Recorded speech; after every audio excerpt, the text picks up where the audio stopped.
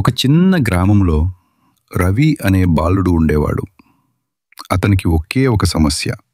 ఎప్పుడూ ఆలస్యం. ఎప్పుడూ తర్వాత చేద్దాం అనే అలవాటు. సూర్యుడు ఉదయిస్తాడు, కాని రవి ఇంకా మంచం మీదే. పాఠశాలకి ఆలస్యంగా చేరేవాడు. పనులు అర్ధాంతరంగా వదిలేస్తాడు. ప్రతిరోజు అతని తండ్రి చెప్పేవాడు, రవి, సమయాన్ని వృధా చేసేవాడికి సమయం ఎప్పుడూ తిరిగి రాదు. ఒకరోజు గ్రామానికి ఒక వ్యాపారవేత్త వచ్చాడు. అతను అన్నాడు, రేపు ఉదయం 6 గంటలకు ఎవరు నాతో కలుస్తారో వారికి ఉద్యోగం ఇస్తాను. అందరూ ఉత్సాహంగా సిద్ధమయ్యారు. కాని రవి అన్నాడు, నేను లేవలేను, తర్వాత చూద్దాం. మరుసటి రోజు ఇతరులు ఉద్యోగం పొందారు. కాని రవి లేచేసరికి ఆలస్యమైంది. ఆ అవకాశం చేతుల నుండి జారిపోయింది.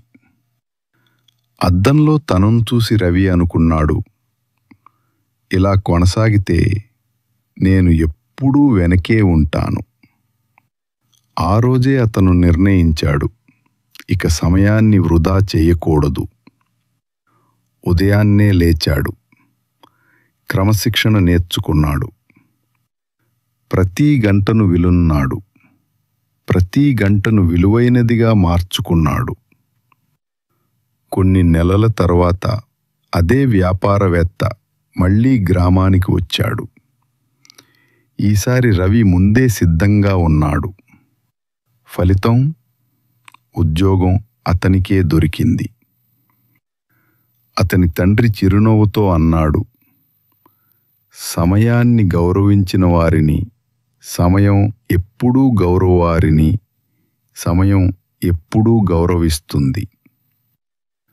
సమయం ఎవరినీ వేచి ఉండదు.